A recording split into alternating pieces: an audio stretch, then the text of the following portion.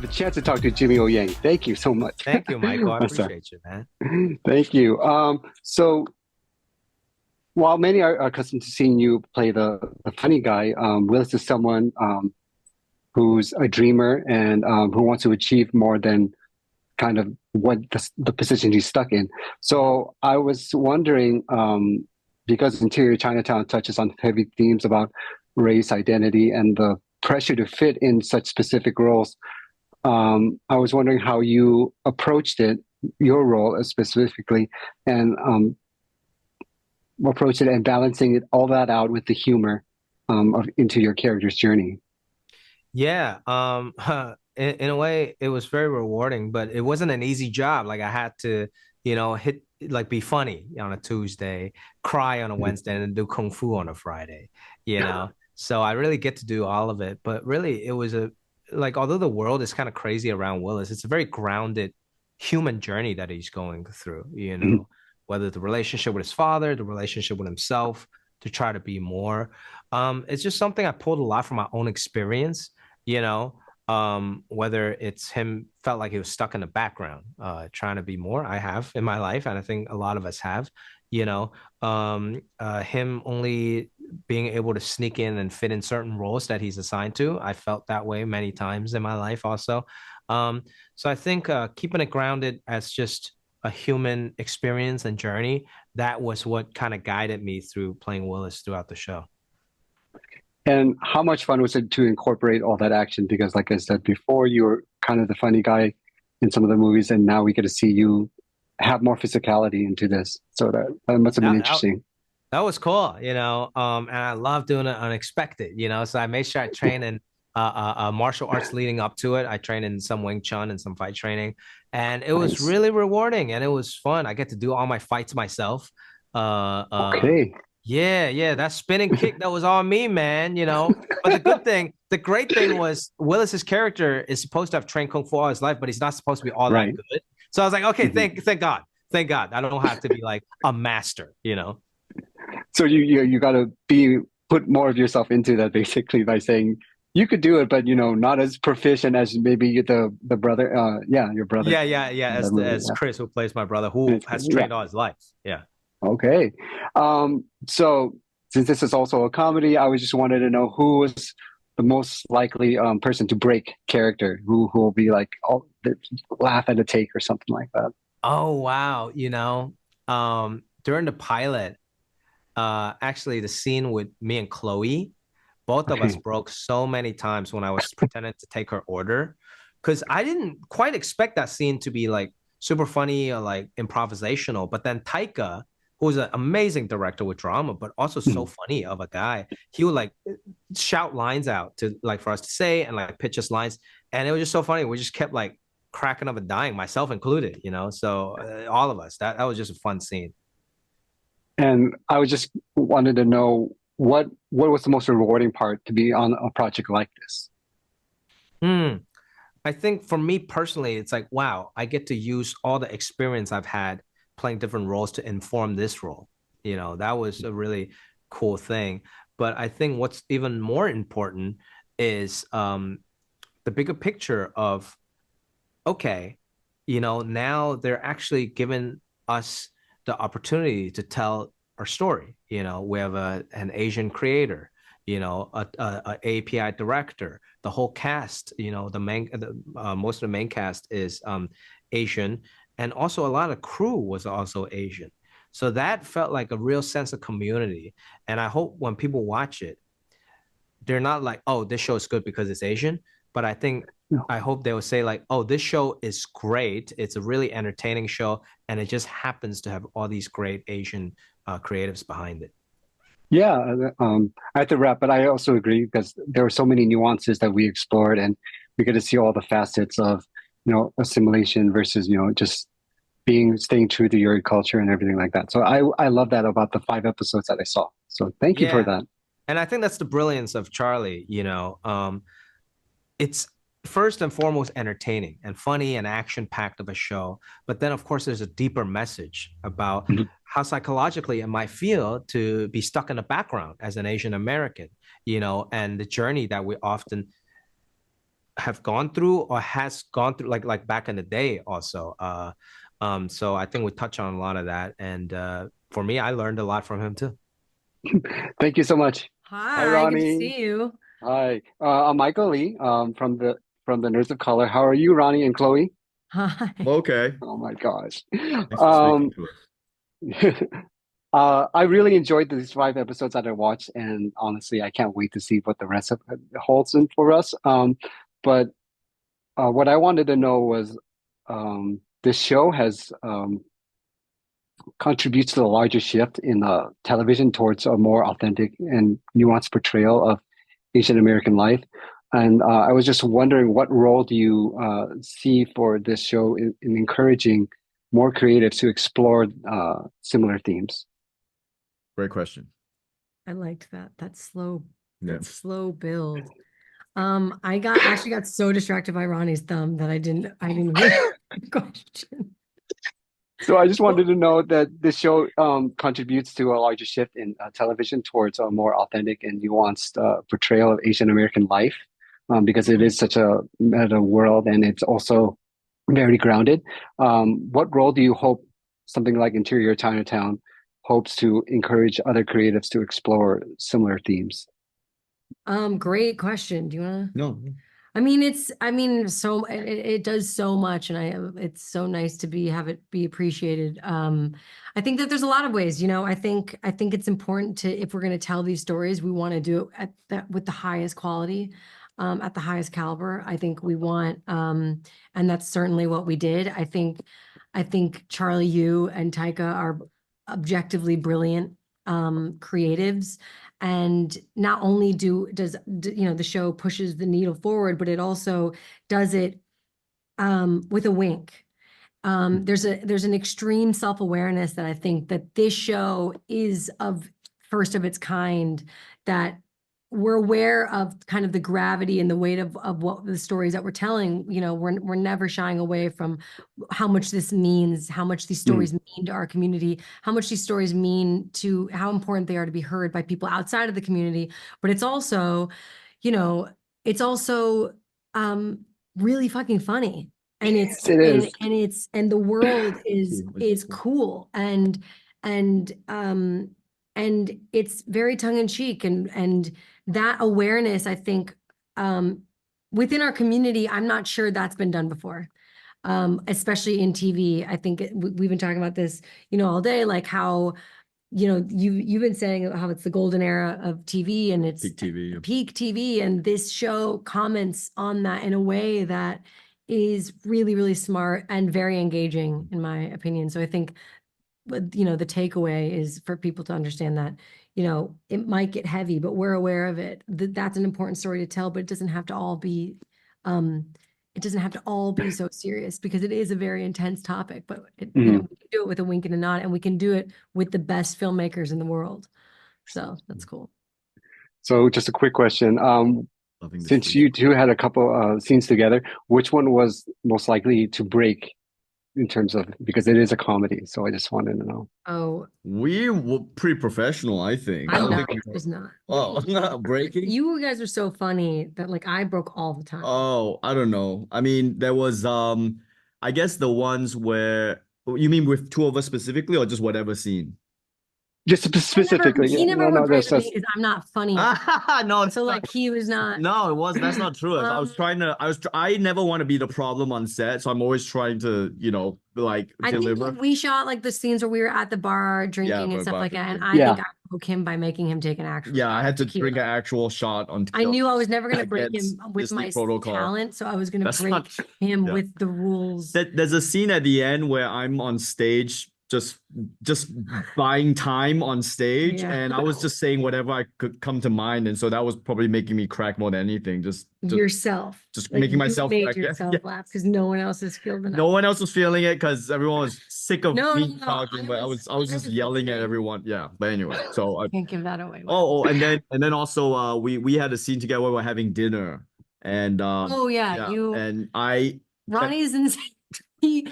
I don't know if you we were doing this dinner scene in episode 5 and we shot it for 800 hours, and Ronnie first take hot right out of the gate shoving food down his mouth. Camera's not even on him. I was like, why is he doing that? He does it again. I'm just hungry. I'm just hungry.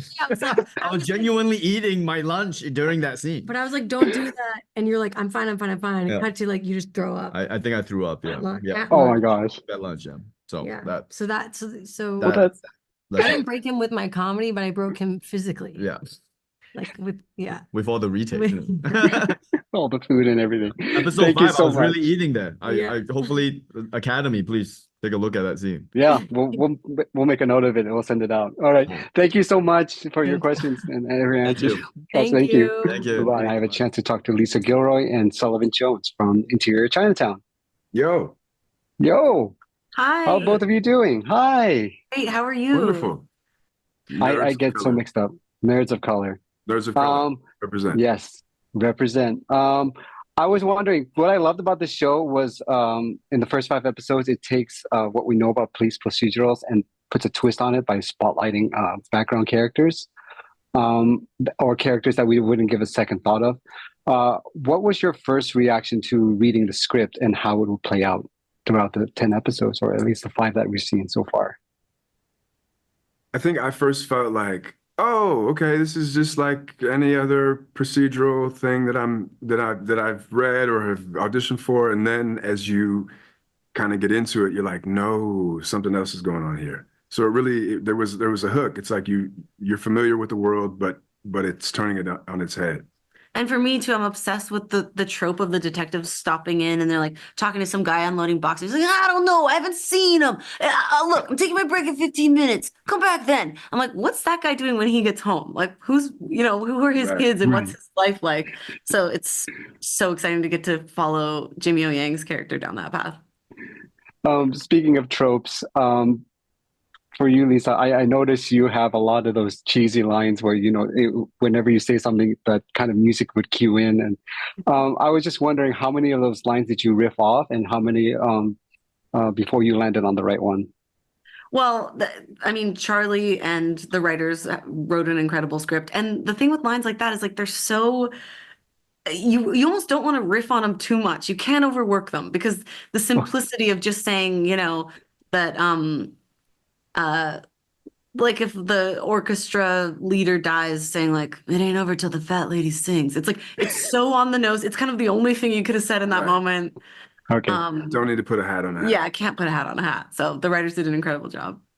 Were there any particular scene or moment that stood out to you in terms of the impact or insight, since the show does speak a lot about identity and Asian representation as well?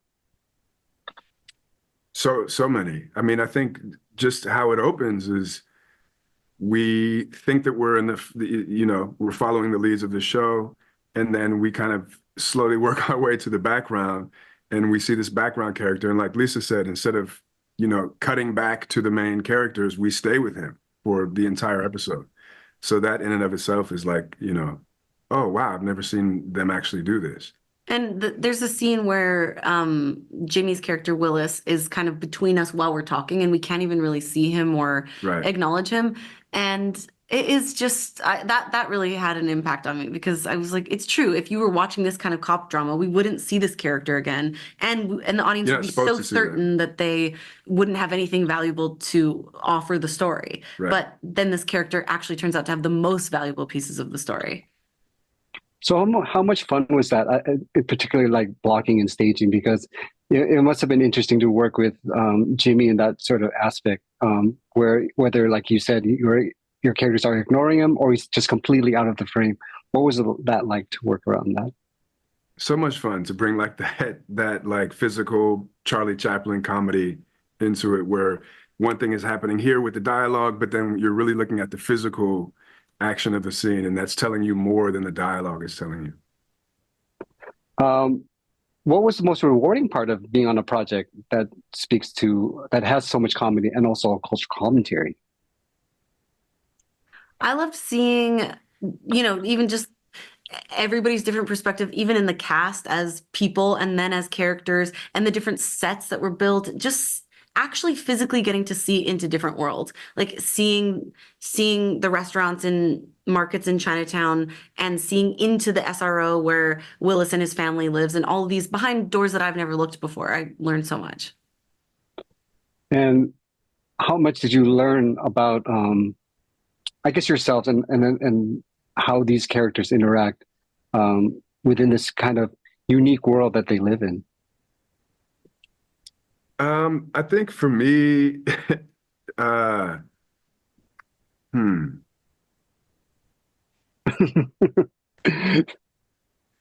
got to think about it. I'm so, coffee. I know. I just Can you say the question again? Yes, one more time. No. So how much did you learn about yourself through these characters that in this specific world that they live in? Because it's so unique. It's like very meta, but it feels very grounded as well in terms of what these characters are, dreamers and such and such. Yeah. All right, I'm gonna give it another shot. Yeah. I think sometimes when you think you want to play certain roles or you want to do certain things in life because it seems sexy or it has a lot of prestige, you can get seduced into it. But then when you actually get into that role, when you actually play that role, you're like, oh, this is totally different than I thought it would be, and it's not as rewarding. And you go, oh, so now who am I, and how do I find something that's more enjoyable? And that was sort of like, it was a reminder of that to me, of like the thing that you think you want, you may not actually want.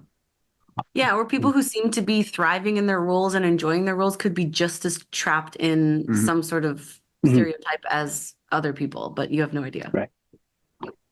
All right. Well, I have to wrap up. Thank you so much, Lisa and Sullivan. I really liked it. And your characters are so funny as well. So, yeah, thank you. Thanks. Appreciate it. Hi. Yes, I'm Michael Lee from the Nerds of Color, and I have a chance to talk to Archie Kao and Tzi Ma from Interior Chinatown. How are you both doing? Excellent. How are you, Michael? Good to see you. I'm doing well. So both of you play roles that represent different generations in the Asian American experience. I just wanted to know how you approach these characters, especially in terms of navigating the themes of family and cultural identity. I'm not quite sure we're from different generations because, Uncle Wong is my best friend in the show. One of my best friends is the three best friends together. But as far as generational is concerned, most of our culture is multi-generational. The grandparents, the parents, and the children are pretty much in connection with one another. So in that sense, it kind of it's very much like the African American family also is multi-generational. Southeast Asian families are also multi-generational. So I really appreciate the fact that we're able to show that, because a lot of times we do a show, it's fairly isolated. We only see one layer of the multi-layer cake. So I want to see the whole cake. I want to eat the cake too. Yeah, when you go to a restaurant here in the States, you order your thing, or this is my dish, this is your dish. You go to a Chinese restaurant, what do? You order multiple dishes, right? Everybody's part of the and by extension, that's really kind of what it's like to be a Chinese society. Your place isn't just your place. It actually, you belong to the community, and the community belongs to you. Yes. And so that's this show kind of is an expression of that and the challenges that they face therein. Yeah, we all partake. Restaurant, chopstick, into the plate, into the mouth. Since this is a comedy as well, I was just wondering who was the most likely to get the other one to break? Man, I'm telling you, I mean, I'm really bad. Any one of those guys, man, I'm like, oh, sorry. I'll do another one. Yeah, I'm easy, man. They crack me up all day long. Yeah, I barely did. I barely narrowly did Nassim, but I'm proud of myself that I didn't. Yeah, such a bragger. I'm telling you, this guy. Bit my tongue though, hard. Ouch. And what was the chemistry like between you two? Because there is, like you were mentioning, about this whole family and kind of generational friendliness to it. What was your both of your chemistry like on the set? Well, Archie and I know each other, so we also have same representation too. So we're already off the bat, out of the gate.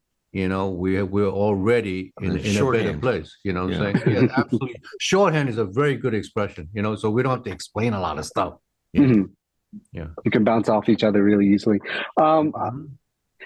How do you see the show addressing the complexities of family relationships and the unspoken emotional baggage that comes with kind of generational expectations? I think it's about time.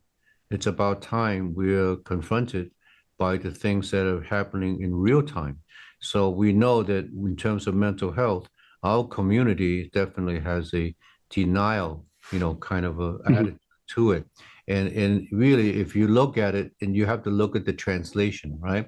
So when you say mental health, how would you translate that into Chinese, right? So if you say 神经病, I say, uh-oh, so mental health means crazy. So who would be accepting that? Now, however, if you say mental health and say 心理健康, that means that, heart health, then it's a better translation, you see. Right. So it's something that we need to confront and address. Yeah, there's no longer that stigmatization of it, basically. That's so. Yeah, I had to wrap, but the show is so incredible. I saw the first 5 episodes, and I can't wait to see the rest. Archie, your character just left me hanging. I really want to know what happens after that. Me too. Honestly, come on. Okay, thank you. Hi, I'm Michael Lee from the Nerds of Color, and I have a chance to talk to Charles Yu and Taika Waititi of Interior Chinatown. How are you both doing? Good, my friend. How are you? I'm doing well. Thank you very much. So, Charles, I want to start with you first. What was the one thing that surprised you the most about Taika's interpretation of the pilot episode he directed? Oh, wow. The one thing that surprised me the most, I think how much improv would help, honestly. I think how much that, like, the script, it's not to say that Taika didn't respect it at all. He did, of course, but it's that you can you discover things in the moment that there's no way I could have written it. And that was illuminating for me. We often, the way that I work and like how we basically did everything when I was shooting with Charles was you got to start with the script and like do it as best as you can. And then sometimes someone will get a line wrong or like, or either you would come and go like, what about this is a different thing and a different idea. Charles works so hard it's, the least precious when it comes to his own words, which is great to be around someone like that because he was always trying to find better versions or like, alternate versions of things and thinking 400 steps ahead to episode 4 when there's an idea might come back. It's like, oh, they have to say this word now because of this thing that's coming up. So he's the mastermind of the entire thing. And I was there like one episode going like, oh no, what the hell are you talking about? Episode 4? Their problem. That's someone else's problem. So I was wondering, Taika, how would you incorporate your own style while also respecting the themes of identity and representation in this? My style in terms of like, I don't know if there's a particular thing visually or anything, but like it's more character stuff and just trying to wring out as much as possible from a scene with people talking or trying to just get more information about people or about who a person is through having them in front of the camera. We can try so many little different ways of doing things. Like one of my favorite scenes to shoot was Willis and his mom in her room when he's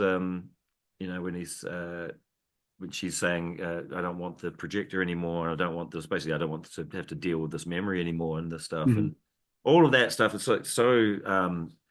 I found that really beautiful. It was a great scene between a mother and a son, and it was mysterious because you didn't know what they were referring to just yet, and that was like a real triggering point for me in the show where it's just like everything starts to unfold after that.